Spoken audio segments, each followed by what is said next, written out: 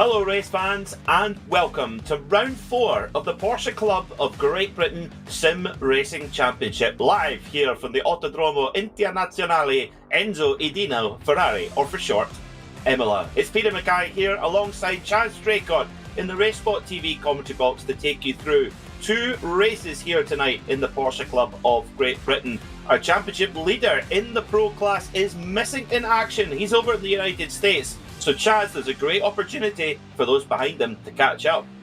There really is, Peter, and this is one hell of a circuit to mix things up as well. Imola is a massive challenge. There's curbs everywhere, so many corners that are just one line all the way through, and a lot of them are chicanes and hairpins as well. It's a huge challenge around here. It's a great place to be as well. Have you ever visited Imola in person? Because there's a weird atmosphere around the place. Obviously, it's a legendary place, but it's one hell of a circuit to go and visit.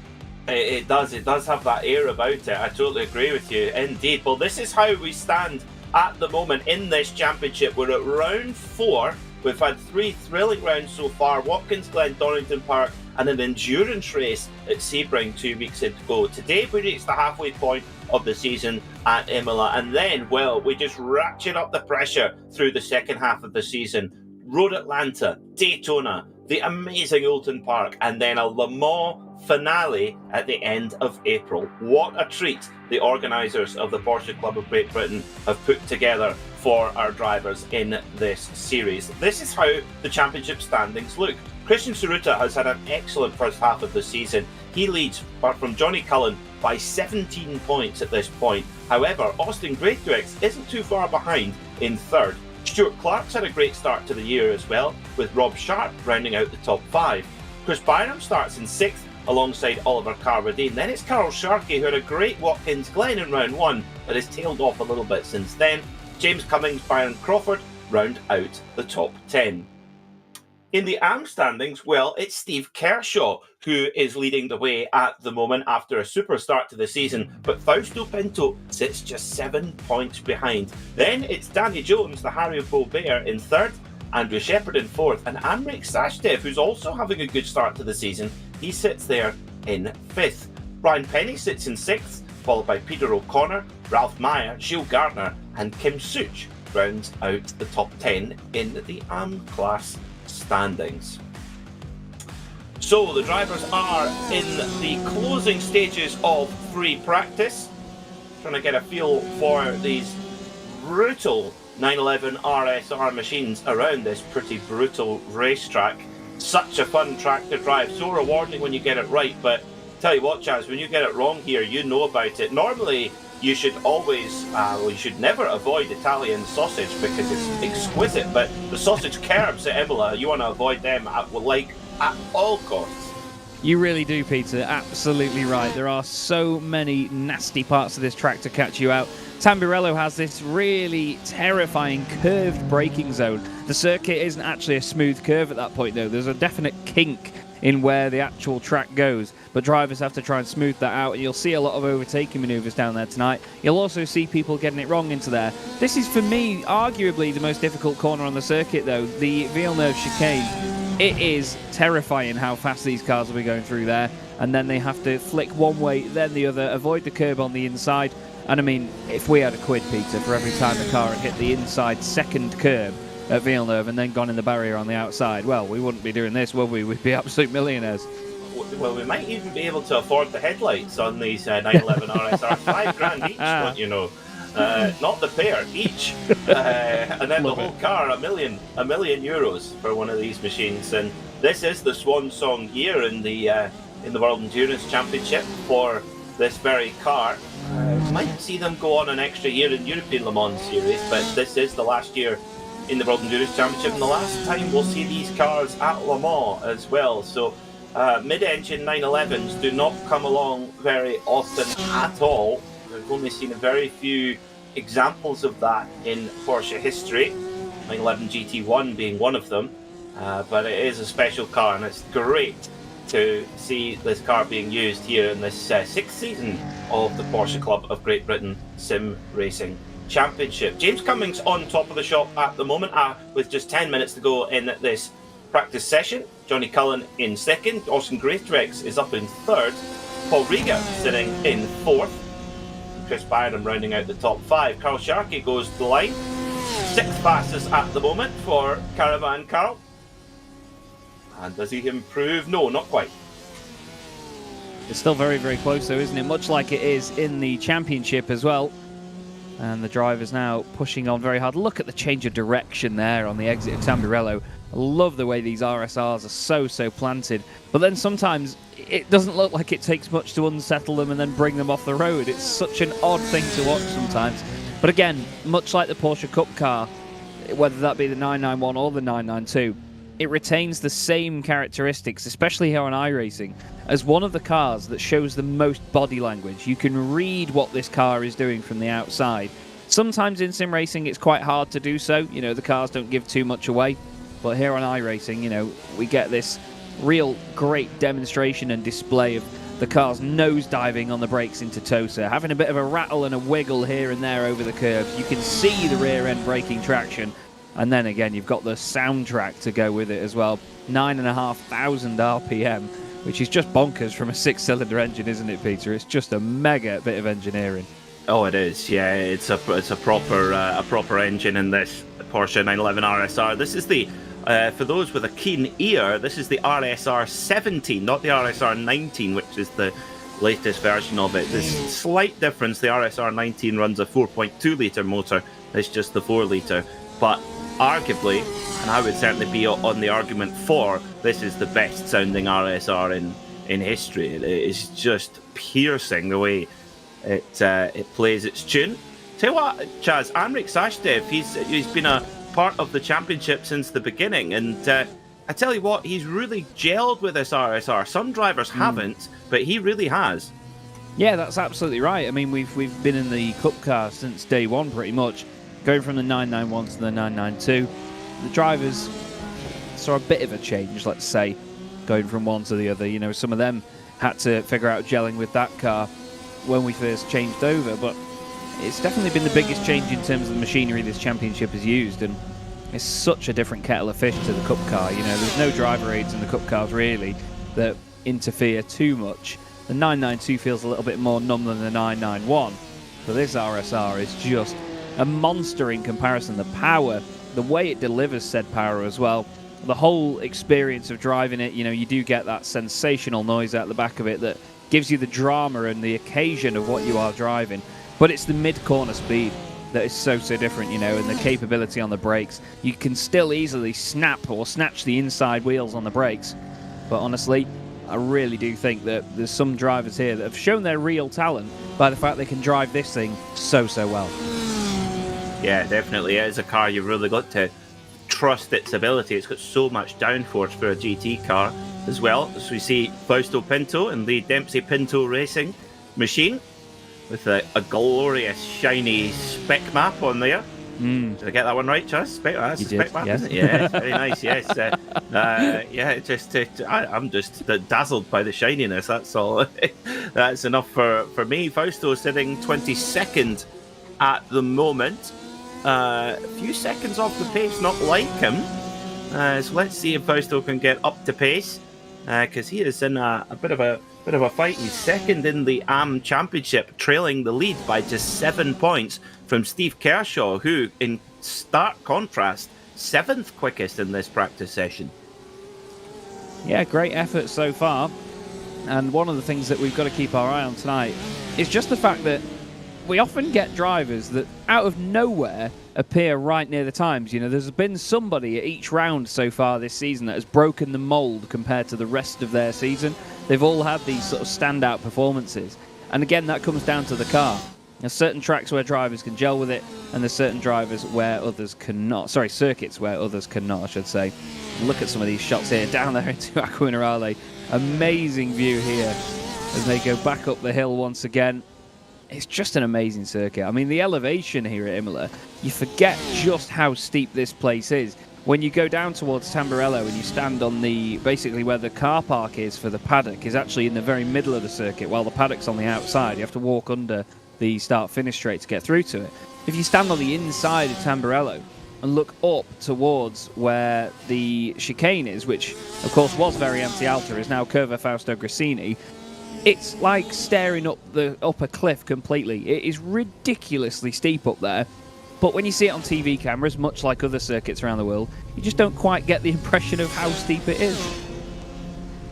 Yeah, that's one thing that you only really truly get a feeling of in the real world. The undulation here at Imola, it's quite a place. And Porsche have got a great history here too. One of my favourite Imola stats, Chaz. You know I do like a stat. Oh, aye. Yes. Brian Redmond, Porsche legend, Porsche factory driver for many years. In 1970, he won the Imola 500 kilometres on his own. What? And yes, and he did that in a Porsche 917. So imagine.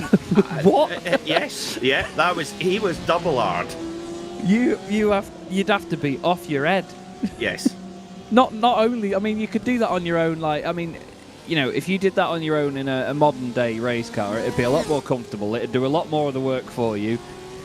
That's just crazy. But to do it in one of the most difficult cars has ever been to drive, that's insane. I was actually talking to Mike Wilds on the weekend, who has raced in just about anything there is. And Mike used to race in the time of Group C and raced in the Nissan. I think it was the R88C that he used to drive. And he was telling me about people that he knew that had, you know, raced in the 917 back in its heyday. And he said that the scariest thing, and the one thing all the drivers will tell you, is that third gear was never in the same place twice because it flexed that much. Like never. That's quite a thought, ever. Isn't it? That you just don't appreciate that in a modern context, do you? So No. Austin Greatrex, he's had another switch of livery. He's running the Manti Racing colours. Sorry, that noise fell out then. Sorry. Gorgeous. That was an outside voice. Yes, absolutely.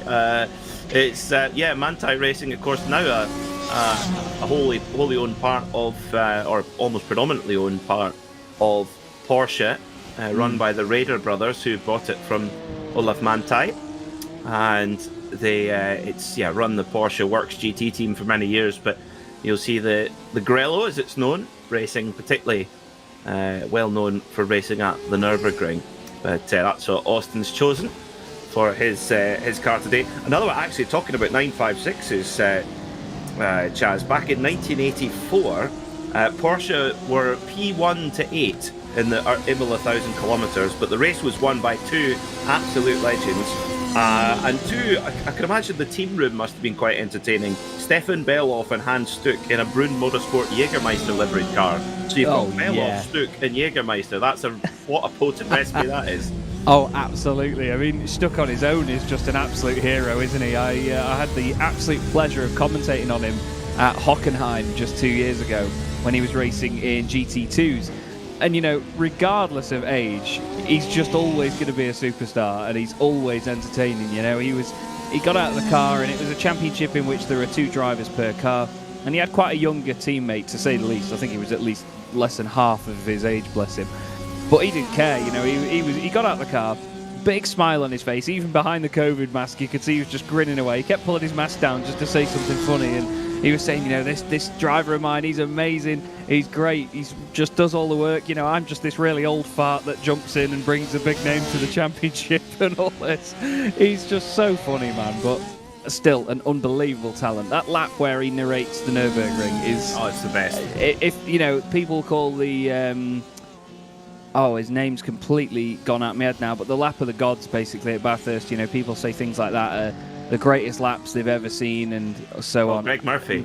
Greg Murphy's lap of the gods. It's insane, yes, but the fact that, you know, Hans could do such a lap like that and still talk you through it as well is just, it almost brings a tear to my eye. It's that fantastic. It really is. And if you haven't watched it, please do go and watch it. And you throw in the coolest BMW ever made, the M3 GTR as well. With the flat shifting H pattern gearbox, which is pretty cool, isn't it? Pretty cool. And a front bumper that arrived at the corner about 5 minutes before you did. Oh yeah, I had that Scalextrics car in the yellow corn livery. Oh really? Yes, yeah. Which I believe I'm reliably told by Daily Sports Cars Graham Goodwin is incredibly rare, so I'm kind of regretting bashing it up the sideboard 150 times, and it ended up being a touring. After a while, it ended up being a touring edition because it didn't have a rear wing. Let's just see if you give Chaz and I any kind of room at all, we will waffle like a couple of old men in a retirement home. Time for qualifying, Chaz. Here we go. Full focus now. Practice is over. It's now time for the business laps. And here at Imola, the track limits are very fiercely enforced. So this is going to be a proper thread the needle qualifying session. Just 3 fast laps to take on.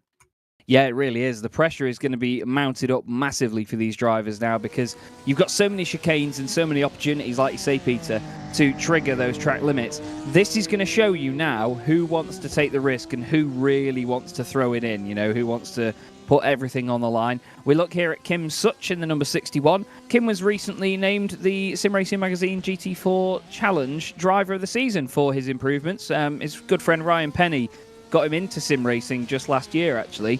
He went around and tried Ryan's rig, was instantly hooked, got a rig himself and got set up here on iRacing, and he's been giving it everything. He's one of those drivers like we saw in the early days of this championship, Peter, that started out, they weren't front runners at all straight away, but since then, he's continued to get better and better and quicker, and it's just one of those lovely stories to see. It's brilliant, and it's interesting. I've given various people who come round to the house a shot of the rig, and they're very handy drivers in the real world. But just because you're handy in the real world does not mean you're going to be quick straight away in the sim. It does. It really has a. It's a bit like taking a rally driver and putting them in a Formula One car. Or vice versa. They are quite different disciplines, similar movements, but you've really got to get underneath the skin and the nuances, and that can change also from platform to platform. If you've perhaps been used to, a Forza or a Gran Turismo, it's quite different to an Assetto Corsa or an iRacing or R Factor or whatever you want to pick. There are big differences between them all. Absolutely, yes, there is. And, even in the real world, you have a similar sort of application, but, the cars are all the same and the physics are all the same. It's not like the physics change just depending on where you are in the world. On that note, actually, again, I'm going to start waffling a little bit here, but I was lucky enough to interview one Louise Aitken-Walker MBE on the weekend. My mum's hero.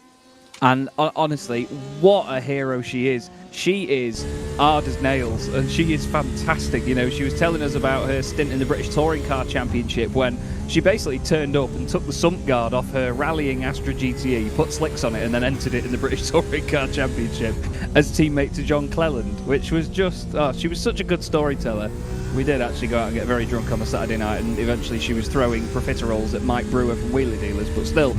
It was just amazing to hear these stories, and again, changing from one discipline to the other, like you say, the talent is always there. But I can, imagine put Louise in a sim, and it would be a different kettle of fish because they're not used to how these handle in comparison to the real world stuff. You know what I mean? I'd give her an hour and she'd have it sorted though. She would. Yeah. And actually, her and her husband have a they've got a dealership, haven't they? A garage in Duns, which has got a bit of motorsport heritage around it, to say the very least. And I always make sure if I'm even remotely near Duns, I'll always get petrol at her garage. I've got Louise Aitken-Walker petrol in my car. Honestly, I kid you not, she is my mum's absolute lifetime hero. I'm not surprised. Yeah, my mum tries to drive like it. Yeah, as well. Carl Sharkey first on the timesheets, 140.190, immediately usurped by Andrew Parker. But here comes Stephen Kershaw. What can he do? 140.177 for Kershaw. Johnny Cullen, 138.5. Wow. Oh my goodness me, that is a corker of a lap. He's 1.2 seconds than your teammate from last night, Paul Rieger. Oh, that's unreal. That is unreal. And what was the time? We saw a time in practice, and before we went live on air, we were both looking at it and going, "That's licking on that. That's licking on," in the words of Guy Martin. But wow, 138.5. I'm going to take the risk in saying this here. I don't see anybody beating that. Oh, Well, Austin Greatrex might have something to say about that in the lucky number 13 Manti Racing Porsche. Gasses it up as well. Austin's got a lot of real-world track experience, drives a GT3 RS on the track all over Europe. What's he going to do here at Imola? 142.393. He's got more in the tank than that. We saw him go much quicker than that in practice, so perhaps just winding up for that fast lap and also making sure that you've got a lap on the board at all, because it's so easy to fluff 3 laps here. Not in terms of making a mistake, it's step over that track limits at all, and that lap is null and void. And I tell you what, it's at the Variante Alta chicane. Oh my goodness, it's so easy to get an off-track penalty there. It absolutely is. Yeah, you can push that little bit too hard really, really easily. Here's Johnny Cullen, currently fastest. Look at James Cummings there with a 138.665. That's rapid as well from car 2, which is now P2.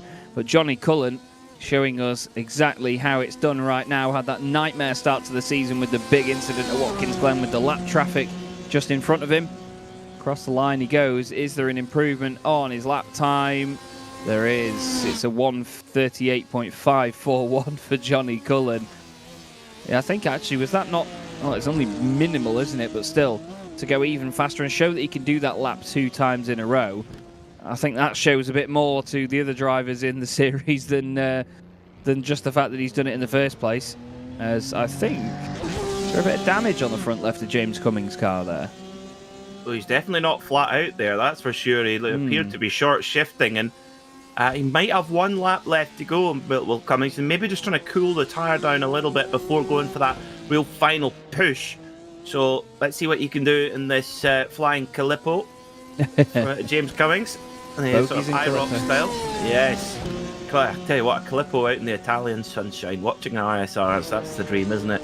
So Cummings goes for his final flyer. Let's see what Greatrex can do. At the moment, he's put in a 138.8. That's more like it. So just 0.3 of a second off Cullen's top. So 1 more lap to go then. Of course, a fixed setup for these drivers, so they have to go with what they've got. And again, trying to go for a qualifying lap on a reasonably full tank is not very nice either. No, that's it. The car is about as heavy as it ever will be, and it's a little bit more warbly, and it'll feel very sort of floaty mid-corner. It won't quite have the turn-in that it will do when it's on, of course, a lot less fuel. Johnny Cullen around the final corner now and across the line once more. What time does he do here as Riga improves? 139.3 for him, and it's a 38.415 for Johnny Cullen. Unbelievable lap times by this man at the top of the pile. And if anything now, that's just shattered the morale a little bit more. Let's see what Austin Greatrex can do though, Peter. He's done a purple sector 2 on this lap. Green sector 3. Into Rivazza once more. He just needs to keep it tidy. But it's so easy at Rivazza, isn't it, to pile all of the pressure of the lap onto you, get a little bit too excited and go wide. It is, yeah, especially in a qualifying format as well. So Austin Greatrex comes up to the line. Last chance to improve here as well, does he? So 138.521 for Austin Greatrex then. And that puts him up into 2nd position.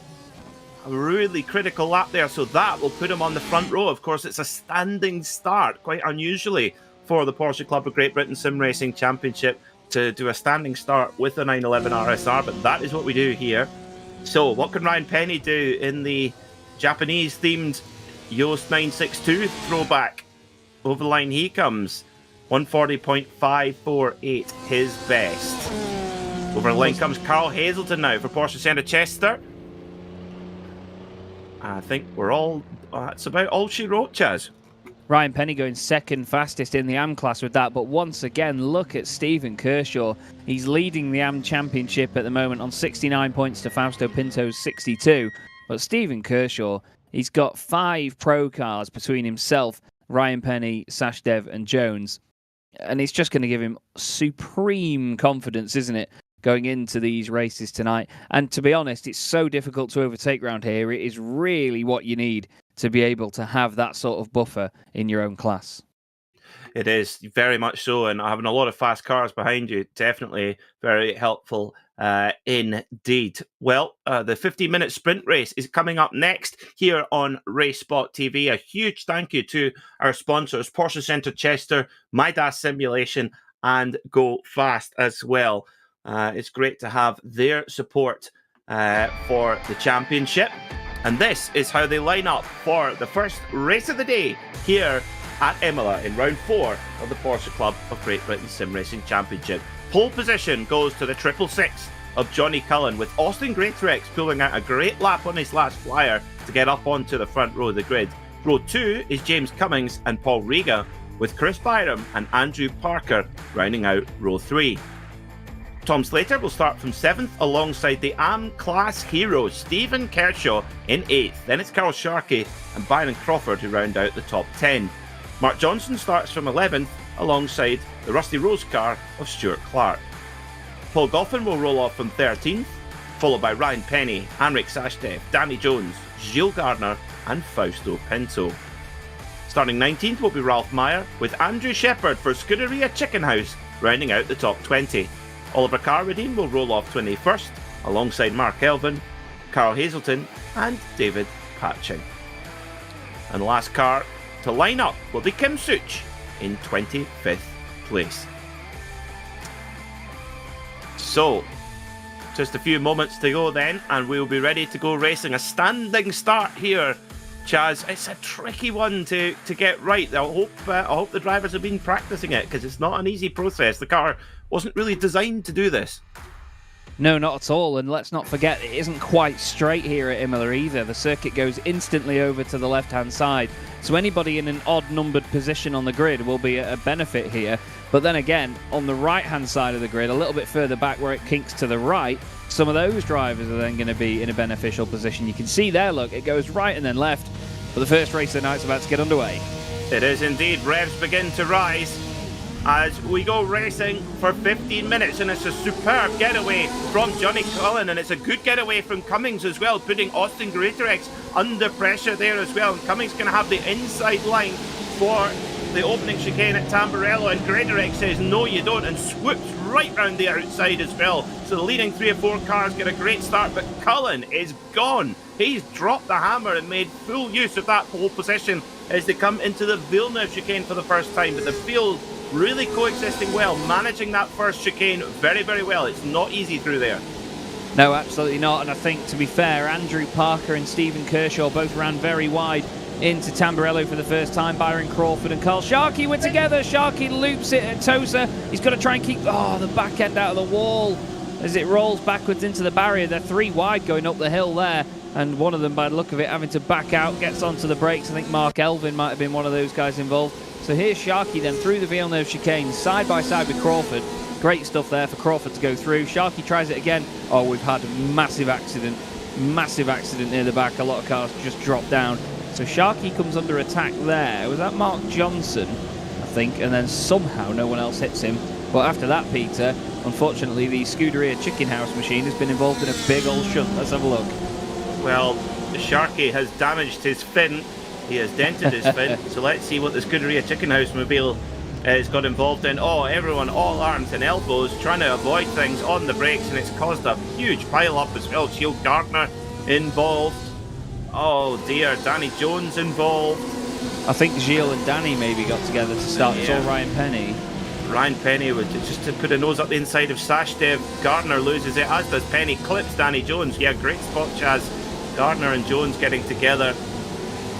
And that was an odd one to get through. Very odd one, is indeed. Cold tyres, very easy done. So Penny and Shepherd spun individually on their own to the inside, and then Jones and Gardner came together on the outside, and then Mark Elvin, in trying to avoid it, also spun in sympathy and went to the inside to join them on the grasses. Oh no, that's Parker. Parker around as well. Well, he's definitely parked it now. No, milady, as he puts it onto the grass on the right-hand side. And now, oh, he's got that. This is the worst bit about going off, isn't it? When you've not got much room to play with to get back on, you've got to wait for so long, and you literally watch your competitors going past you. Yeah, watching championship points fade away. So let's see what happened then to Andrew Parker. Coming into the chicane they go. into the Villeneuve chicane, and you mentioned it, Chaz, just that was the slightest touch of the curb in just the wrong place, and round he went. Of course, this car does have traction control systems, quite a sophisticated traction control system, but there's only so much it can do. So 3 minutes down, and Johnny Cullen has opened up a very good gap at the front of the field. 1.7 seconds is the advantage back to Austin Greatorex, who in turn holds an 0.8 of a second advantage over James Cummings, who might well be able to pick up a bit of a slipstream down this long front stretch. And Paul Riga having a great day so far. He's had a really difficult start to the season, getting involved in several incidents, many of which is not his own making, but this is more like it from the Rapid Italian. And of course, you are more than justified to say that he's rapid after last night. That isn't a joke either, by the way. That was a Daytona event that Peter and Paul competed in and did a wonderful job and finished second. Stephen Kershaw here, your AM class leader. Still got a bit of a buffer, actually. 3 cars between him and Amrik Sashdev, who is second in the AM class. Byron Crawford, Mark Johnson and Stuart Clark. Byron there, certainly making his intentions clear, though. He wants to try and get his nose down the inside and unsettle Stephen as soon as possible. If Kershaw wants to play this right, he's going to give it a bit of time, see how aggressive Byron continues to be. And if he wants to make move after move after move, then he may as well just let him go, because he's then got a decent gap back of a couple of seconds to Mark Johnson. Here's Andrew Soper with the recovering Danny Jones just behind him. They're just going through together as off David Patching just behind them, having a bit of a moment in the Villeneuve chicane as Jones now goes down the inside of Soper and up the hill, gaining another place. Yeah, good stuff there. And there's several cars here that are nursing quite a bit of damage, but all is not lost. Remember, here in the Porsche Club of Great Britain, for the feature race, the grid is reversed. The top 20 are reversed, so as long as you're within that top 20, you've got a chance of getting a good grid spot. And maybe if it doesn't quite go your way in race 1, you can get that in race 2, and that's certainly been the case with Austin Greatorex. The 3 reverse grid the 2 reverse grid races that we've had, he's won both of them, so that's really put him in a strong position to keep fighting for the championship, to ride with Amrik Sashdev in the 360 financial management car, and getting a good toll here, good slipstream from Rusty Rose. Stuart Clark pops to the outside as well, which will give him the inside for the switchback. Stuart Clark goes deep on the brakes. Can he get it pulled down? Yes, he can, but tell you what, Amrik looking very racy indeed here, and great stuff from Fausto Pinto up into 12th. Yeah, good drive by Fausto so far. Also fantastic work from Carl Wadine, who's gained 8 places from where he started. So has Kim Such, although he's just been overtaken by Danny Jones, so that's now 7. Carl Hazelton has done it, and oh, Peter, the commentator's curse. Fausto Pinto just lost a bunch of places there going off at the Villeneuve chicane. Carl Hazelton's gained 7 spots, by the way, up to 16th. This is what happened to Fausto as soon as we mentioned him, which is typical of commentators.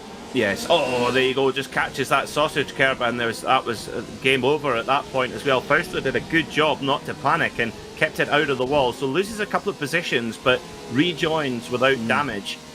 Very important. These sausage curbs, they are just so horrible. If you catch them, it just pings the car right offline. Paul Riga has got his hands full with the Fresh Prince of Bel-Air himself, Chris Byram, with the Chris Akabusi tracksuit draped over a race car. If you could wrap a car in Chris Akabusi's tracksuit, this is what it would look like. Riga trying to break the draft there as well, but Byram's got a very good run as they head down towards Tamburello now into top gear. They go, and Riga tries to hold a defensive line. Byram's going to have to go the long way around as they hit the braking zone. Riga making it as difficult as possible, and Byram's got no option but to back out of it there as they come through Tamburello and down towards Villeneuve. Superb racing here between Riga and Byram, but as you said, Chaz, it's not easy to get that move. However, what is easy here is to make a mistake like that. Oh, spin for Riga, clips the sausage curb, sends him around, and I don't think Byram got away with that one scot-free either. Riga now taking time to get back onto the circuit, but you're absolutely right, Peter. I think there might be damage to the front of Chris Byram's machine.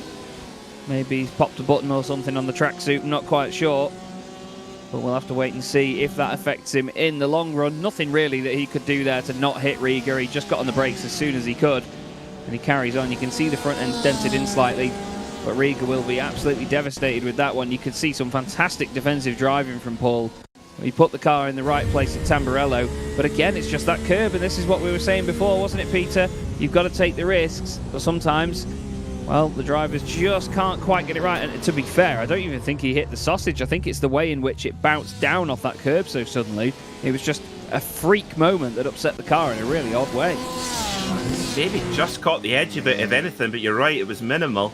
So Riga keeps going. He did manage to sort of to avoid at least a shunt with the wall, but there is a little bit of damage to the rear of that 911 RSR. However, he is in 14th, so he would pick up, to finish there, he would pick up a good reverse grid spot for race 2. And we've seen Paul, I recall, back in season 1 at Spa, Paul was clearing off from a reverse grid pole and winning by miles. So once he gets in that groove, he's really, really strong. So Great Rex and Cummings now battling very hard over second position. Cummings has got a proper second wind here. Johnny Cullen is cruising away at the front. He sits in second in the championship, this Cullen. And with Saruta not here, Cullen will be wanting to try and get a maximum score, as much as he possibly can at least. Coming up through towards the Curatella curve, really interesting corner there, just trying to carry that speed. And then down towards Aqua Minerale, this section here, the double right-hander. It directly translates in Italian into English as really difficult corner. Not mineral water. No. Frozen Aqua Minerale. Carl! There's been a shunt between Carl and I think the other car involved might have been Ralph Meyer. Let's have a look here. I think Ralph's going to lose it here in front of him, and then Carl's going to get caught up as the innocent bystander. There's a big sausage curb. Oh, Carl's gone off with him, actually. He's done the same thing, and then... Oh no. I mean, it was nearly the rallycross pass of the season there, to go right round the outside through the sand. I mean, that would have been the move of the season. Let's ride forward with Carl Hayes and try and get a view on it. And a little bit of target fixation there, and nearly makes the move up the inside on the grass. That would, just unlucky. Just gets tangled a bit. Yeah, that's the thing. Neither of them had really any option to sort of fling the car left or right, because they would have just spun in either direction like the red arrows. But then all they could do was just hope that the cars carried on in a straight line. And I think as both of them got a little bit more grip as they got closer to the racing surface, there was that tiny wheel-to-wheel contact which spat Carl out to the right. It's a big old shame, that really is. Yeah, that is just really bad luck there. So the battle rages on for 9th place, and Amrik Sashdev continues his giant killing in the AM class, mixing it with the pros. So he's, I tell you what, he's always better, is Amrik, in the PCGP championships that are held in the winter months, because that's not golfing months. He's obviously been practicing hard in the winter, and then so it's because clearly the speed is coming for Amrik Sashdev. But can he? And of course I think it was last year he switched his 911 Carrera 4 Cabriolet. I think it was a Carrera 4 GTS actually, and switched it for a GT3, and he's done a lot more track days in it. So I wonder if that track driving's really helping with the sim driving too. Well, that's the thing. I mean, it genuinely can. It's odd how well the skills can translate one way to the other, and especially if it's on a circuit that you're going to actually be driving as well. I know people that have driven Donington Park in the real world and then gone onto it on the sim and said, wow, this is so close to the real thing, and I know exactly where the bumps would be in the car and where it might misbehave because I've already felt them through my backside in the real world, and I know sort of the muscle memory of that. And it goes the other way in the sim as well. We have the visual and audible cues. If you don't have a sort of a butt kicker system or any of the sort of motion sims that you can get, then you have to rely on the audio and visual cues to know how the car's behaving, and that's where sim racing becomes a real fine art. You don't feel it underneath you. You see and hear what the car is doing, and to apply that in the real world means that when you do have that feeling underneath you, it's a massive benefit. It really is. I've had a lot of friends that have gone from doing sim racing to then go on and do real world racing at many different levels, and they've said, you think it's pretty hard when you're in the sim, but then when you feel the car underneath you, it just becomes natural. It's almost like human instinct. when you feel the car doing a certain thing, you just react to it, and that's just how it is. You know, your mind just tunes into that, and it's really, really cool to see how the tools of either end, whether it be sim or real, can translate back and forth in both ways. So Johnny Cullen's lead continues to grow. 4.8 seconds now, the gap back to Austin Greatorex, who's doing a super job of holding off James Cummings for that second place. With the all of the, well, we've got a lemon Calippo being chased by an orange Calippo here. With Cummings he's getting really, really close, but Greatorex is not yielding. A couple of weeks ago, Austin was disappointed with his performance, but to be honest, it was just one small mistake in the opening lap, and fought back incredibly well to get some strong points. I thought it was a great drive. He wasn't happy with it, but he's a perfectionist, is our Austin, and this is right up to his high standards at the moment as well. And he looks to be driving with real confidence and aplomb here, and they're quite a good distance ahead of Chris Byram in fourth as well. So they really are setting a hot pace. Fastest lap of the race, goodness me, 1:38.2 from Get2, Johnny Cullen in race trim. Wowee. That's tasty beyond measure, that, and the fastest lap that either of these two have done are both in the 1:38.6s. It's a 6.5 for Greatorex and a 6.4 for James Cummings. But you can see there's certain parts of the circuit here where Cummings does start to close up quite a lot, and I mean, that's a bit of an understatement, really. But then again, Austin was really good over the first sector, I'd say. Let's see what they're like here through Fausto Grassini, which is the new name for the chicane that I really don't like. Again, Austin just gets the run. It's so hard to follow through there, though, isn't it, Peter? To be the car behind into that chicane is a real nightmare. We're just about going to get one lap to go, I think, here. Yeah, but just forcing an extra lap. Yep, absolutely. So there's going to be another opportunity here for James Cummings. He's getting as close as he can to Greatorex, trying to pick up that toe as best as he possibly can. Here it comes now. He's got a good run on it as well, and Greatorex spots it. Greatorex holds the inside line. He says, that's what I'm going to have as well. Cummings goes right around the outside. Greatorex very clever with his braking there. Very clever.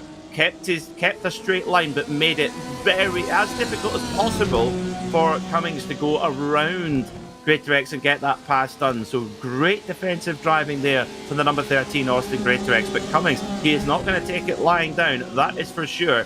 This is going to go down to the wire here. Super stuff for both of these front-running drivers. Remember, Cummings in the pro class, he's not in the fight for the championship. He's not had the best start to the season, whereas Greatorex very much is in that fight. So will Greatorex go right to the very edge to hold on to this second place? How will he defend it? I tell you what, he's defended it so well by making absolutely no mistakes. Here's one major tripping point at Aqua Minerale, and indeed here comes James Cummings. They're going to try and go around the outside into the Fausto Grassini chicane. Who's going to be late on the brakes? Cummings goes up the inside as well. Greatorex gives him the room. Greatorex lights up the rears as they come through Grassini onto the curb. That was amazing stuff. Great racing respect, firm, hard racing. Johnny Cullen, he's 6 seconds up the road, but this is your battle for second position. One more corner then for Greatorex. He holds off Cummings. So Johnny Cullen is your winner, but it's a drag race to the line. There is Cullen. Here's your winner of the sprint race here at Imola. Greatorex comes past the checkered flag and holds on to second position, flashing 10,000 euros worth of headlights there. He is your second place driver ahead of Cummings. Great stuff. Wow, that was an amazing bit of racing between Greatorex and Cummings. Like you said, Peter, fantastic respect between the two of them. We've got more battling going on here. This is Ralph Meyer with Danny Jones all over the back of him into the Fausto Grassini chicane. Even behind them as well, they've got Carl Hazelton. He's gained 6 places from where he started in this race. Carwadine started 21st and he's going to finish in 11th. What a great drive by Carwadine. Kershaw wins the AM class. Sashdev is going to be second in said AM class. Fausto Pinto is going to be third, and this battle just behind them looks like Ralph Meyer is going to just hang on here ahead of Danny Jones and Carl Hazelton, but great work indeed all the way through. Glad to see all of those guys make it to the flag after their respective incidents. Just behind them, Andrew Shepherd as well. But what a busy race again, Peter, and as always, time flies when you're having fun. That felt like it was about 3 laps long, that one. That was great. Yeah, that was a proper sprint to the flag, wasn't it? And a masterclass from Johnny Cullen. And it really all started with that perfect getaway as Carl Sharkey hits the brakes, because let's be honest, you don't want to use any more fuel than you have to. He's from Yorkshire after all. Yeah, it's all about that. All about that fuel save. So we'll once we get confirmed results for race number 1, we'll be able to confirm who is on pole for race number 2. Remember, a 20-car reverse. Johnny Cullen, an absolute masterclass, a perfect getaway, and then just settled into a rhythm from there. Austin Greatorex holds off a valiant charge from James Cummings to hold on to second place. Chris Byram was 4th, and Tom Slater, nice and quiet drive, but a great run into a top 5 finish. Byron Crawford managed to get past Stephen Kershaw, our AM class winner, with Mark Johnson in 8th, Stuart Clark in 9th, and Amrik Sashdev, an overall top 10, 2nd in the AM class. Superb stuff. 11th in this race was Oliver Carradine, followed by Paul Goffin, and Fausto Pinto scores some more good points towards the AM Class Championship. Paul Riga recovers from his spin to 14th. Then it was Ralph Meyer, Danny Jones, Carl Hazelton, Andrew Shepherd, and Kim Such and Ryan Penny, 2 teammates. They will start on the front row for the feature race. Absolutely indeed, yes. So, right, they round out your top 20 with the last few cars. Mark Elvin, Andrew Soper, David Patching, Carl Sharkey, and Gilles Gardner. And just one car not finishing on the lead lap was Andrew Parker in the number 80 Rothman's car. So, a quick warm-up session, Chaz, to get used to the conditions once again, and then into a 25-minute feature. A little bit different of a challenge for our drivers coming up. Yeah, that's it. And, we've been saying this throughout the entire championship, that even though there's not that much of a time difference between these 2 races in terms of their length, it's still a completely different kettle of fish. There's multiple championships, and even the ones you commentate on as well, Peter, the World GT Championship and the like, they have sprint races, then 2 longer feature races on some nights, and then other times they have endurance races. And it's great because you get a mixed bag, and drivers can show their talent at looking after the tyres, looking after the fuel, and just nursing the car to the finish of a race. In the sprints, it's all out-and-out pace. But in this feature, you have to make up places if you start, obviously, a bit further down because of the reverse grid. You have to try and benefit from that somehow while still looking after the car and making the tyres last longer than you did in the initial first sprint race. So you do have to approach them both differently. It's not just rinse and repeat. And I think that's separating quite a lot of the drivers in terms of their skill level for this season. It's interesting to watch. It certainly is. Yeah, it certainly is. Well, hello to you all watching on RaceSpotTV. We hope you're enjoying the coverage so far.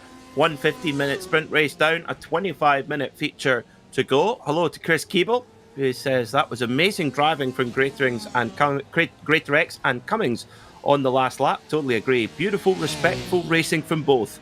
Love it. As do we, Chris. As do we. Porsche Sport.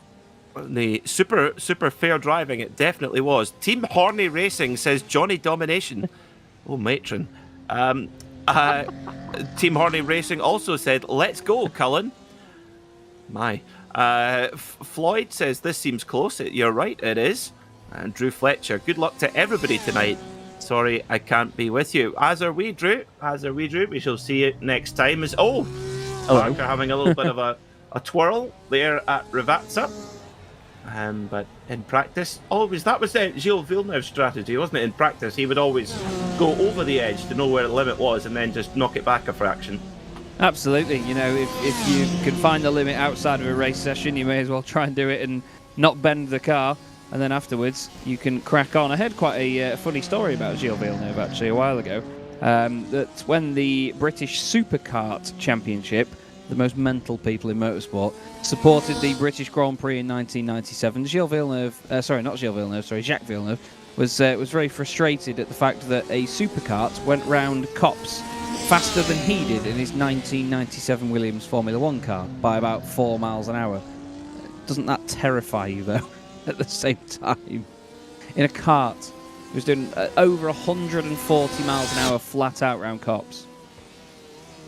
That is quite Yes. It was yes. wet. It was wet, so, you know, hats off to the F1 car for not going as quick, but still. Actually, I don't know if it was wet, if it was the same year. Still, yeah, I'm not sure how true the story is, but you can imagine that in an F1 car you would be annoyed if a little kart went quicker than you. But then again, I commentated on them at Silverstone, and in the wet on the back straight on the National Circuit, they were nearly hitting 150 miles an hour, which is just ridiculous. That is ridiculous. It's just stupid, isn't it? That is madness. Well, warm-up is over. This is how they roll off for the feature race here in the Porsche Club of Great Britain Sim Racing Championship, with thanks to MyDAS Simulation, Porsche Centre Chester, and Be Fast Clothing. So, on pole position will be the teammates. Ryan Penny and Kim Such are your front row, with Andrew Shepherd and Carl Hazelton on row 2. Then it's Danny Jones and Ralph Meyer. Row 4 will be Paul Riga and Fausto Pinto, with Paul Goffin, Oliver Carradine, Amrik Sachdev and Stuart Clark rounding out the top 12. Then it's Mark Johnson, Stephen Kershaw, Byron Crawford, Tom Slater, Chris Byram and James Cummings. Starting 19th will be Austin Greatorex, with the Race 1 winner, Johnny Cullen, rolling off 20th. Then it's Mark Elvin, Andrew Soper, David Patching, Carl Sharkey, Gilles Gardner and Andrew Parker, starting 26th on the grid. And those 26 cars are poised, ready for action, ready to unleash over 500 horsepower, ready to drop the clutch, get that 5 point just right. Off we go. And it's a good getaway from the second row there from Andrew Shepherd in the Scuderia Chicken House car, but immediately Ryan Penny covers the gap, and Shepherd has to back out of it, so it's going to be Penny just into turn 1. Oh my goodness me, bowling ball. Oh dear me. Oh, Byron Crawford got onto the grass, and poor old Kim Such. It's a mess. It's an absolute mess. Oh no. I think Carl Hazelton was the second car to go around there on the exit. Tamburello. Kim to avoid it. Yep. Kim Such was trying to get out of the way and is still trying to get out of the way. Riga's off. Oh, Riga was one of our picks to get the win here. Watch Byron Crawford in the background, though. The brakes just don't do anything. He's lost the back end. He tries to throw it across the inside. It was all he could do at the end of the day. He couldn't then chuck it to the right and smack into everyone. Mark Johnson's had another incident since this. Danny Jones didn't get a good getaway, but this is on board with Byron Crawford then, Peter. He's on the side of Mark Johnson. I mean, he's through at this point. I think he's gone right, you know. He's gone right slightly, and, man.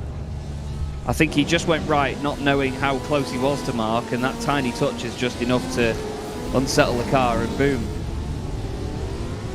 Yeah, that spatial awareness into turn 1 is so challenging because so many cars all going into a very tight space. Paul Goffin was involved in that as well. Oh, no.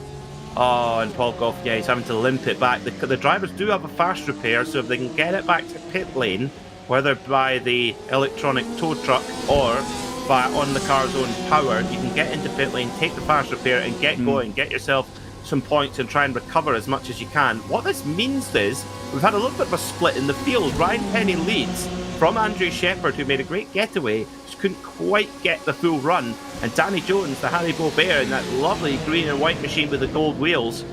So they've got a huge gap on the rest of the field because of that incident. It really split the field up. Ralph Meyer is in 4th, but he's 3 seconds back with Fausto Pinto on his back. Chris Byram, what a start from Chris Byram. Likewise, James Cummings and Austin Greatorex. Johnny Cullen, he's still back in 11th. And Carl Sharkey, 24th on the grid, he's in 10th, so it really has shuffled the pack. Danny Jones there just giving a kiss to Andrew Shepherd as they went through Tosa. But yeah, Byram, Cummings and Greatorex have gained 11 spots. Sharkey's gained 15. Andrew Parker's gained 16. That group of drivers have all made it through very, very well. Interesting to see that Danny Jones actually survived all of that as well, actually, because he was one of the drivers, I think the main driver near the front, that got a horrible getaway. So much wheel spin, he went absolutely nowhere, but there was a gap in front of him. So I think while all that mayhem was going on, he had a little bit more space to pick from and managed to find his way through all the accidents. Byram's just got ahead of Ralph Meyer. Byram now the highest placed in the pro class. James Cummings goes through past Meyer as well. Cullen then passes Parker and gets himself into the top 10. But Danny Jones, Andrew Shepherd and Ryan Penny, obviously in the reverse order there, the top 3 in this race, all AM drivers as well. Could we potentially see an AM driver take an overall race win, Peter? We've seen it before, but I'm not sure with these longer races whether the pros will be able to come back through. We'll have to see. Well, Austin Greatrex has made some good positions through, but not without damage. The front of that number 13 RSR is damaged, as is the rear. It's really been pushed in. Likewise, James Cummings, his car was not perfect either. Through goes Danny Jones on Andrew Shepherd. Interesting stuff there as well. Here comes Greatrex making a move on Fausto Pinto, who goes to turn in, and there's a bright Grello RSR just covering that line and had to back out of it as well. So Greatrex and Cummings pushing through the field, as is Johnny Cullen, just at a slightly softer rate. I wonder if Cullen picked up some damage as well, because you would expect him to really carve through the field with aplomb as well, but let's see. Yeah, it's just a case of waiting for them to settle into the rhythm a little bit, to be honest. You know what it's like when we have these reverse grids. You know, there's a lot of drivers that, when they have been the victims of the reverse grid, let's say, and they start a bit further down the order compared to where they normally are, they're instantly met with cars that, you know, on paper and some of the time are just that little bit slower than them. Maybe they brake a little bit earlier, maybe they turn in at a different point, and they have to just take a lap or so to adjust to how the other drivers and cars behave, because they're not what they're used to chasing. So I think the patience is important, especially at this early stage. And then when they get into a bit of a rhythm, that's when we start to see more of the progress. Ralph Meyer just a little bit slow there through the chicane at Fausto Grassini.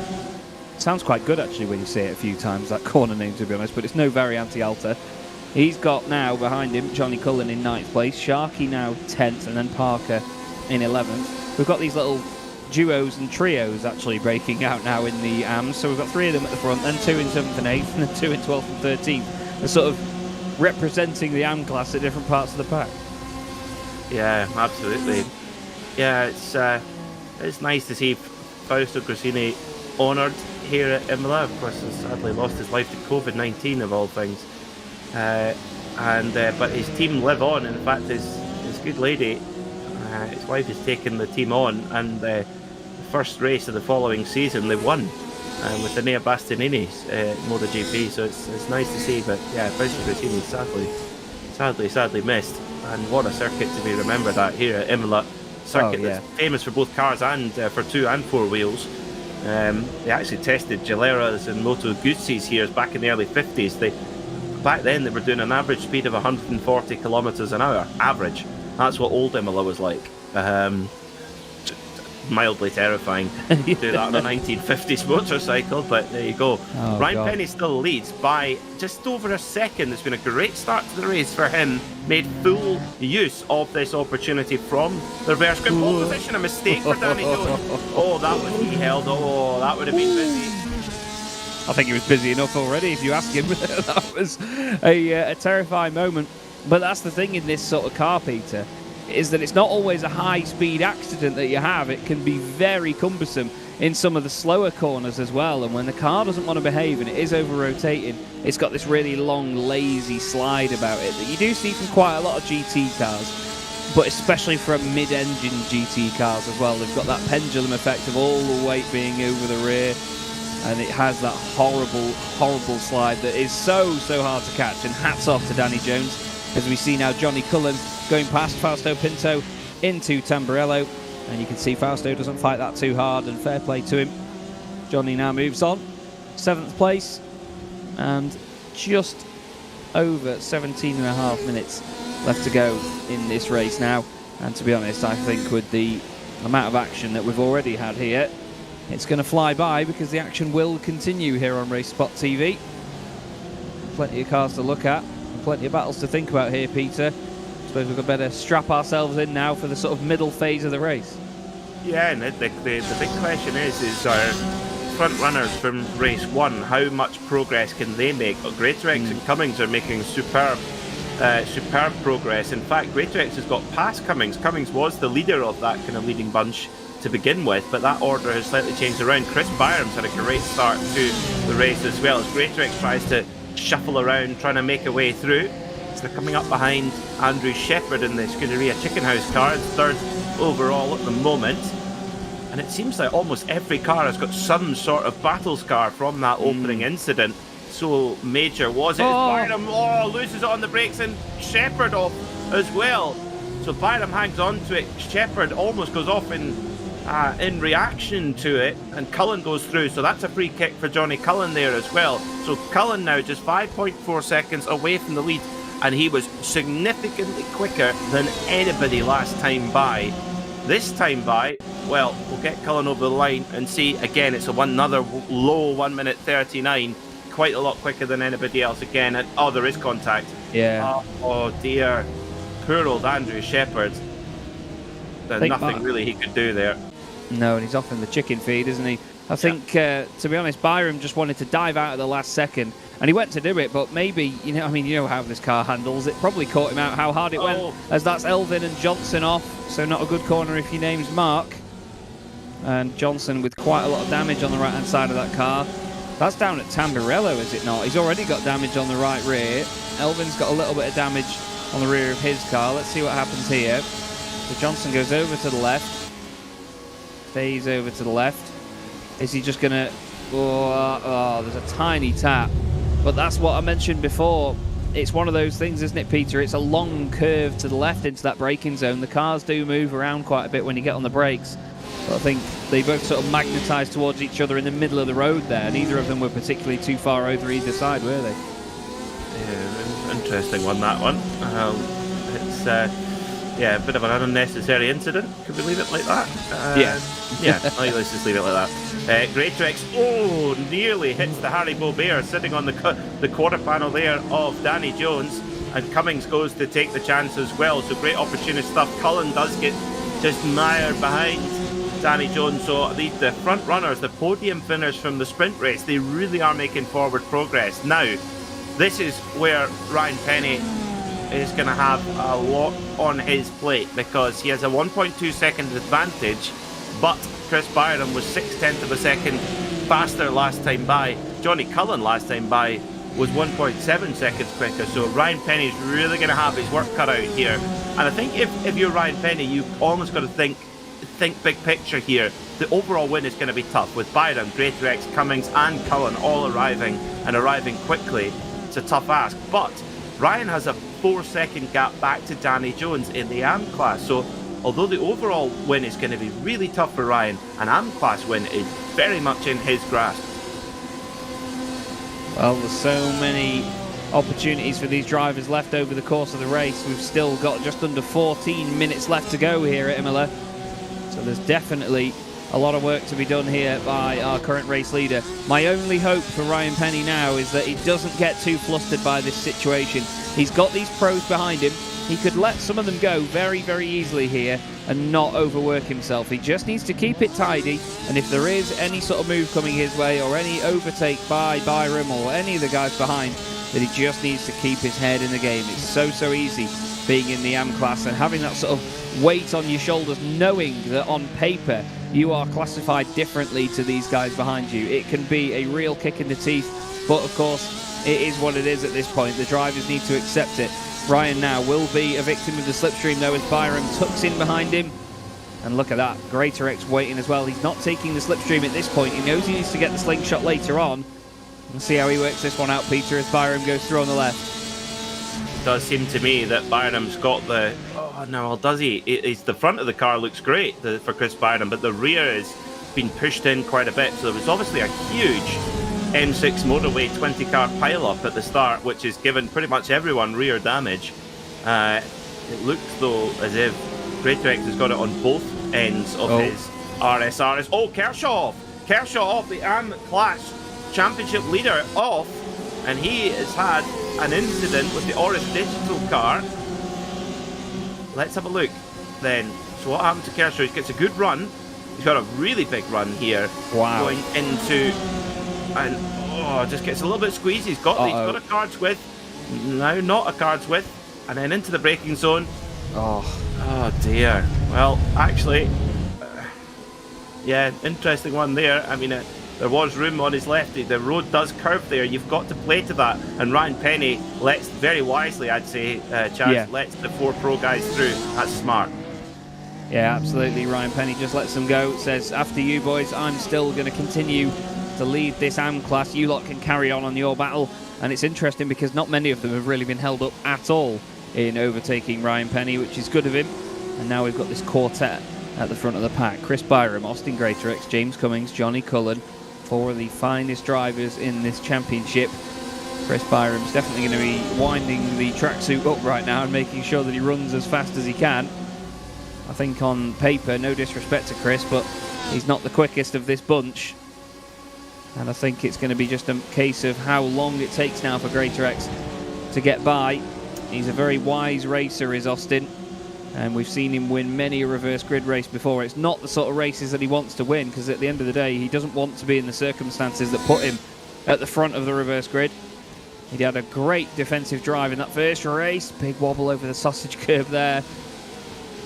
Just hoping for his sake that if he can get it done, he gets it done quickly, because Cummings and Cullen, well, they won't need a second invitation, will they, Peter? No, definitely not. Definitely not. So, Austin Greatorex, I don't think he's got the straight line speed that Byram does, because Greatorex was tucked right in the draft and Byram was pulling away from him. Now, these cars are identical spec and they are set up identically as well, so the only difference in straight line speed would be due to the damage picked up as well. So I think Greatorex does not have that straight line speed that Byram does. So Byram's just going to try and minimise those mistakes. Clearly, Greatorex is very good on the brakes. He's really pulling in time on the brakes, so that will help when trying to get a move done. Question will be can he defend that? Look at the damage to the back of Greatorex's machine. And again, hard on the brakes. Byram under a lot of pressure. Greatorex keeping that pressure on. It runs just a little bit wide there. Byram taking a slightly tighter line. And what a finish we're going to have here. 4 top cars, all in the pro class, fighting for this win. You can see there, look at that, Greatorex not able to pull any kind of a slipstream, and I think that's the damage, Chaz. Yeah, I think so. I think it is having an effect. It's not always just cosmetic here on iRacing. And right now, there's certainly some of that damage coming into play. But still, the drivers push on, and what's great is the way that these guys can make the most of it. You know what I mean? They really can push on so well at such an amazing pace as Byram makes the mistake, and there he goes. Runs out wide, but still door to door with Greatorex as they go up through the top of the circuit now. Through the left-hander, Greatorex goes through. Can Byram get a cutback? Can Cummings get into this as well, Peter? This is very tasty stuff. Very close, nerve-wracking, mistakes, potential. But look at the 4 of them. It's a 16-wheel Porsche through Acca Minerale. With every colour of the rainbow as well in there too. Greatorex, he knew he had to get that job done on the infield. He cannot pass into Tamburello. He just does not have the straight line speed. The question will be, can Byram use that perceived straight line speed advantage to retake that lead again? So Greatorex hits the front then as well, from Byram, from Cummings, from Johnny Cullen. Ryan Penny continues to lead the AM class, a really controlled race from the 99. But Danny Jones is closing that gap in. Their gap is now just 3 seconds in that fight for the AM class. So it's all going on here at Imola in this feature race. We've had some brilliant feature races so far this season. 8 minutes to go. Here comes Byram, and Byram's got a huge overspeed. Whoa, that's a bizarre move, and he goes over the gravel. That will mean a huge slowdown penalty for Byram here. He's going to have to slow down. He pulls over to serve that slowdown penalty. Cummings goes through. Cullen goes through. That was just a little misjudged there, Chaz. You can see huge bit of a draft here heading towards Tamburello. It almost looked like he absolutely nailed it, didn't it? But yeah, unfortunately, again, I think it's just an incident like he had before where he wanted to dive out last moment, and in doing so, it's almost like the car just caught him off guard, and it went one way then the other so quickly, he just couldn't get it stopped. This is Cullen and Cummings. Just after this, Johnny Cullen had an off by the look of it. Over the curve one way. Oh, he's just wide through the second part of the chicane and loses the back. And for the second time in 2 races, Chris Byram has a very close call with a car through Villeneuve as Cullen tries to get back on and nearly goes completely across the road again there. Well, wow, busy stuff, but that could be important just for a handful of points in the championship there, Peter. Still 7 minutes left to go with this race, though. Even if Cullen gets past Brian Penny, though, it won't change anything championship-wise. Well, it's interesting, very interesting, because Greater X came into this round 9 points behind Cullen, of course, dropped a few in. Oh, is Ryan Penny very generous there, letting Cullen go through. Maybe should have held his line and let Cullen get the draft by and go by, but that means brings Danny Jones into the picture, so we've got game on here in the AM class as well. So, bit of lap traffic to deal with then for Greater X, who, after the demise of Byram, still doesn't have a strong hold on that lead because Cummings is right there. So we're going to see another replay of Greater X versus Cummings. Sashdev immediately sees them coming in the mirror, slows down, lets them by. Chris Byram, despite that mistake, is now in third position. Oh, Sashdev loses it. Oh, be careful. Oh, dear. So, game on then at the front. So Greater X has won 2 out of 2 reverse grid races so far. He's on the podium in the earlier race in second. Can he make it a clean sweep so far of these reverse grid races? He appears to be the master of it. Absolutely. Let's see whether he can do it. It's a great run and a fantastic night again for James Cummings. He has definitely got to be one of the drivers that, since the start of all of this, back in 2020, he has been a consistent improver. He's been amazing as James Cummings, constantly getting quicker. And now he's right with Austin Greater X. Of course, there are drivers that will argue that, yes, the slipstream keeping them together, but at the end of the day, he's doing it in the windy bits as well and sticking with Austin. James Cummings has been a real revelation for me. I've enjoyed watching him race a lot. And, well, he's actually putting Austin under great pressure here. Look at that through Rivazza, all over the back of him. I'd argue that he could go for the lead here, Peter. Yep, I think so. Let's see what the straight line speed is like, though, as well, as Greater X immediately jinxed to try and break that slipstream. And yeah, Cummings has got a great run here as well. But we saw what happened to Byram. It's not done just yet as they go to Tamburello. And Greater X makes that very tough braking move again. And oh, is he off? Greater X is off. Greater X is off. Oh, no, he's not. Looked like he was there. Now, will he have to serve a slowdown penalty? It was a strange line there. Maybe just the camera angle there. I think he got away with that, you know, Peter. Oh. Somehow, I did wonder. It looked like he'd gone off, and I thought there's no gravel, like there's no tyre tracks or anything. Let's have a look again then. Our wonderful producer Connery bringing the replay up for us. Let's see. No, manages to do it all right. It just looked way too fast, didn't it? How did he get it stopped? I really don't know, but again, it just shows us the talent level of these drivers, doesn't it? Because that looked like it was completely gone. Looked like he was going to go and join the highway again. Cummings goes deep into Aqua Minerale. Seems like it's quite hard to follow the other car in front in this machine because it's so aero dependent. The aero wash is definitely real, isn't it, here? Oh, huge, yeah. I mean, the GT3R, the little sister of this car, you get an aero wash off that, so the RSR is even bigger where you get that. So Cummings has definitely got the straight line speed over Greater X. Greater X, this has been a heroic drive from the driver of the number 13 RSR. And what he's done, I mean, just how deep he's going on the brakes. I mean, so much so that it made the biggest blunder of the night there, thinking he'd gone off because he was so deep in there, but pulled it to the apex, no problem. Cummings is going to take another run then. 3 minutes to go. That will mean 2 laps left, including this one we've just started now. And Cummings, he's going to have to be very careful here where he plots that move, but without a doubt, he's got a way to get that slipstream on Greater X. Greater X, I think, has got the edge on the infield over everybody, driving the absolute wheels off that Manti-coloured machine. Cummings has got to plot his opportunity, and a bit of lap traffic up here, Chaz, always presents an unknown quantity. It really does. It's not something we have to think about often in this championship, but still, they do get traffic occasionally, especially when we're on circuits that aren't that long. But then again, Imola's not a short circuit at all. You know, in a lot of cars around here, you're looking at 2-minute lap times, so it's quite the understated length is this one. But to be honest, as we get further on in this race, I'm starting to think that that's not damage on the back of Austin's car. It's just that he's driven it that hard. He's just melted the rear end of it because he's that quick. He's been an absolute star in this entire race meeting, to be fair. But once again, we have these two that battled over the final couple of laps in the first race, at it once again. 1 minute and 50 seconds left on the clock. I think we're only going to get one more lap here, Peter, because it's about 1 minute 40 for a lap. So yeah, we're going to be on to the final lap of the night just after this. One more opportunity for James Cummings to try and get his first win of the season.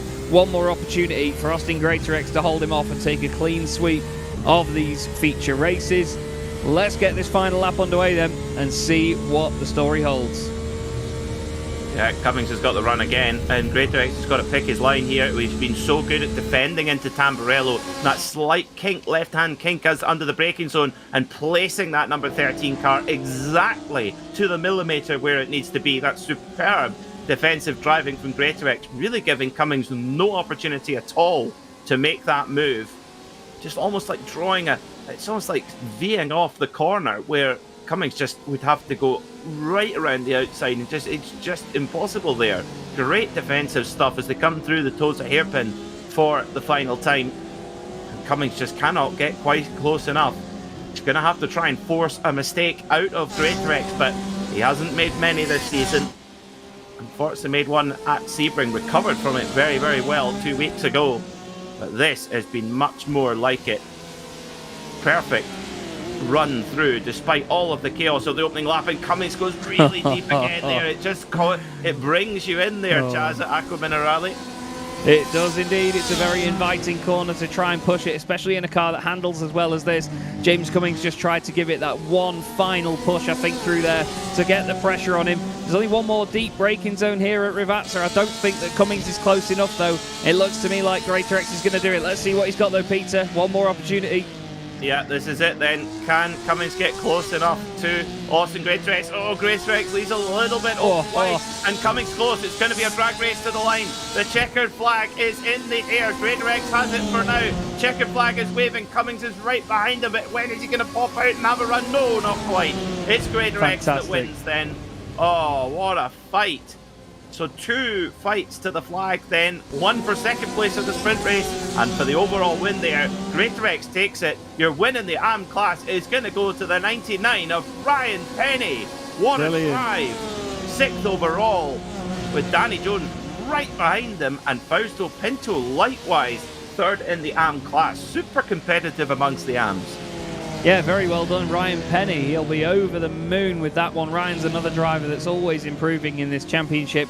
Danny Jones has had quite a strong night, to be fair. Fausto Pinto gets another AM class podium. We've got the rest of the field still finishing. Oh, there was a car off at the bottom there. Mark Elvin off at Rivazza, just loses a place to David Patching in the dying moments. Is he going to lose another place as well to Gilles Gardner, who's going to try and go by? I don't think Gilles is going to get there, or is he? Yeah, Mark's not able to get the run. What on earth is going on with Mark's car there? Is he out of fuel? Can't be. No, I was going to say, not on a fixed setup. There was something not right there with Mark's car, though. It wasn't accelerating for a moment, was it? As Carl Hazelton now makes his way round the final couple of corners through Rivazza. No numbers on Carl's car for some reason all season. I'm not quite sure why. He's got Paul Goffin just behind him. Paul's had a night to forget, hasn't he? He's had big damage in the start of that race from the incident and didn't quite manage to come back from it. 22nd place for Paul. But what an amazing night we've had watching Greatorex and Cummings battle to the line in both races. That was excellent entertainment. Oh, it was. Yeah, super stuff and great firm, fair racing indeed. Chris Byram got that last spot on the podium despite that mistake at Tamburello, and Johnny Cullen had to settle for 4th, but 5 seconds covering that top 4. Carl Sharkey, what a drive through the field. He started 24th up to 5th. Then your winner in the AM class, leading 3 AM class drivers in the top 10. Ryan Penny, your winner, with Danny Jones in 2nd and Fausto Pinto in 3rd in that AM class. Andrew Parker, again, great recovery from the very back of the grid to finish 9th overall in the Rothmans car. Stuart Clark, good drive from him too. He rounds out the top 10. In 11th was Oliver Carbadine, with Andrew Shepherd, Tom Slater, Stephen Kershaw and Mark Johnson rounding out the top 15. Then it was Ralph Meyer, David Patching, Gilles Gardner, Mark Elvin and Byron Crawford. And last few, Carl Hazelton, Paul Goffin, Andrew Soper, Amrik Sastev, Kim Such and Paul Riga not making it to the flag. Now, as always here in the Porsche Club of Great Britain, we've always got lots of drivers to have a chat with. But I think, Chaz, I'm going to hand you over to our AM class winner, man of the moment, Ryan Penny. What a performance from him. Down to you. Yes, indeed. Ryan, you must be over the moon with that one. I must admit, mate, I had a big old grin on my face as you crossed the line there, trying to remain unbiased, of course, but very well done. It's not an easy place to survive even at Imola, is it? Oh, it seemed, thank you very much. But yeah, it seemed if I was out in front and all the carnage happened behind me at the first corner. So, yeah, I'm chuffed. And what was the RSR like? Oh, sorry, Ryan, go on. I was going to say, it must be all those epileptic fits I got from last night. It's got it out of the way, so. You had lots of lights flashing and all sorts at you last night at Daytona. But, I mean, it's a completely different kettle of fish around here. There's a lot of grass and very nearby barriers, a very different car as well. What was it like, this car-track combo this evening?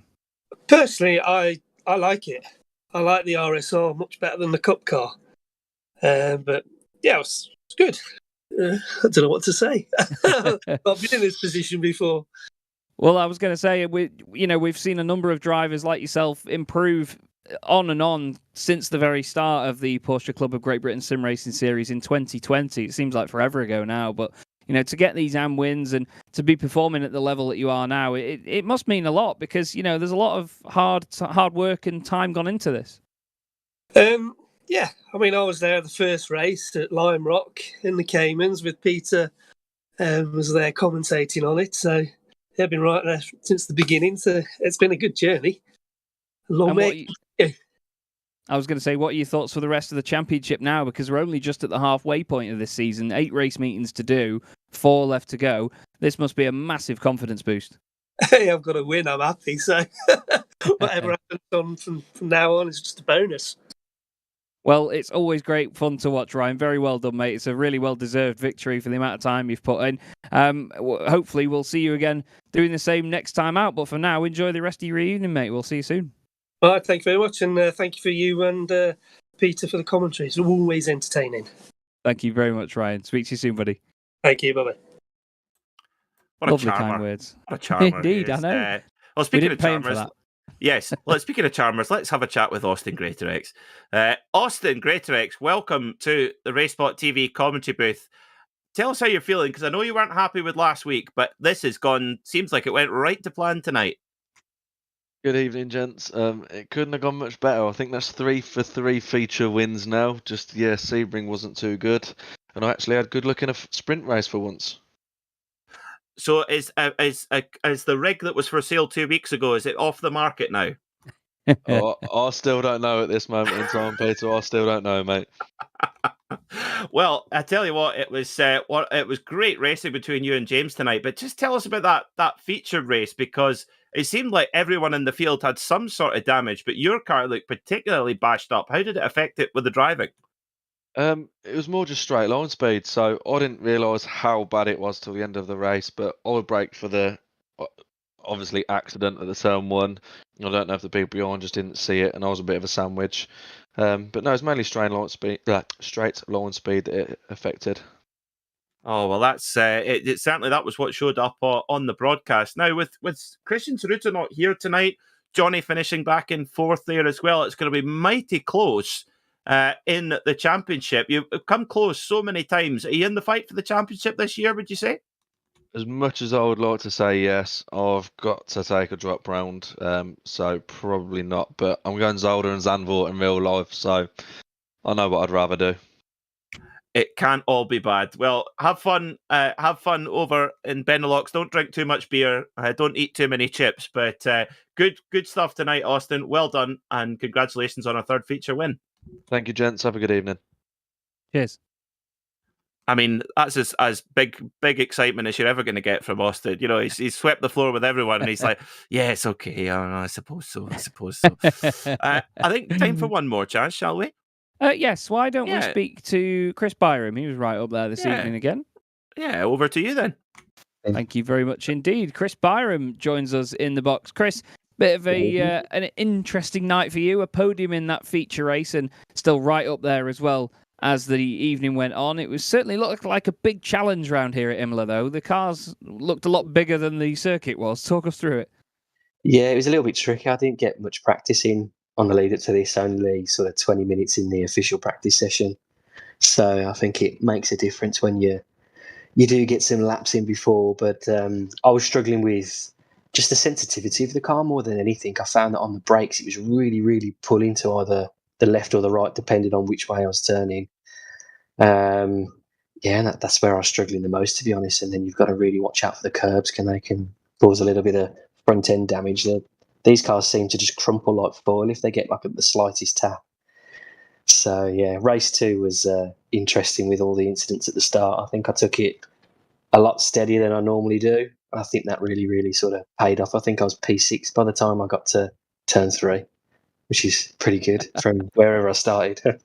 Well, not a bad start at all, but you're absolutely right, though. You know, some of the cars that are more aero-dependent like this, compared to the Cup car, they really do feel like they're made of cracker bread sometimes when you just hit the odd curb and they can crumble, as you say. They just start to fall apart. But still, you managed to handle the situation well. Is there any specific element of this car that you found difficult to sort of transition into from the previous seasons? Not really. I prefer this way more than the Cup car. I like a lot of aero. Like I'm not too bad in the Formula cars or the Renault 3.5. So it has not a similar feeling, but the aero gives me a similar feeling. So I can jump into that. It's just the brakes. You just got to get used to that with locking up and setting the sensitivity. But once I overcome that, and then it's all about being smooth, I feel.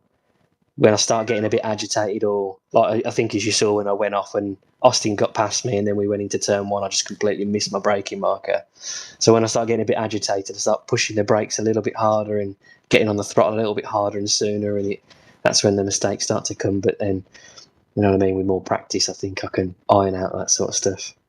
Yeah, it's definitely a car that relies on muscle memory, I think. And when you do have something that disturbs your mental state, like a little incident, it can really throw you off. But still, half the season left to go, Chris. 4 race meetings left. You must be pretty confident going into them, though. You've had quite the strong results so far this season.